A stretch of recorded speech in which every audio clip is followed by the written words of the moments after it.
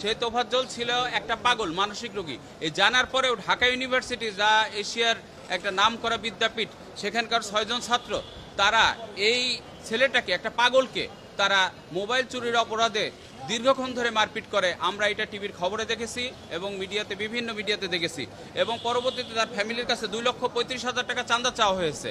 এটা একটা কত জঘন্য একটা পাগল, তাকে আটকিয়ে তাকে মারধর করা হয়েছে, তাকে জোর করে খাওয়ানো হয়েছে, তাকে এটা বলা হয়েছে যে তুমি যতক্ষণ খাইতে পারবা ততক্ষণ পর্যন্ত তুমি বাঁচবা, তুমি খাইতে পারবা না তোমাকে মেরে ফেলা হবে। এই আসামিরা, এই 6 জন আসামি, তারা আদালতে আজকে 164 ধারা জবানবন্দি দিয়েছে। তাদেরকে কোনো রিমান্ড চাওয়া হয়নি, যেহেতু তারা আজকে 164-এ তাদের সেই স্বীকারোক্তি দিয়েছে এবং তারা পরিষ্কারভাবে স্বীকার করেছে যে এই ঘটনার সাথে তারা ওতপ্রোতভাবে জড়িত। এবং তাদের ফ্যামিলি, তাদের পরিবার এটা জানতো না যে তাদের পরিবার যে এরা এতটাই খারাপ।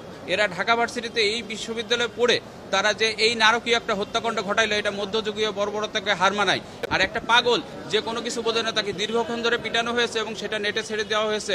আমরা টিভির খবরে দেখেছি, জাতি কেঁদেছে, বাংলাদেশের লোকজন এটা দেখে সবাই কেঁদেছে। সব বাচ্চারা প্রশ্ন করেছে যে বাবা, এভাবে কেন, দেশটাকে তো স্বাধীন হয়েছে 36 তারিখে, তারপরেও কেন মানুষকে, একটা পাগলকে এইভাবে পিটিয়ে পিটিয়ে মারা হচ্ছে।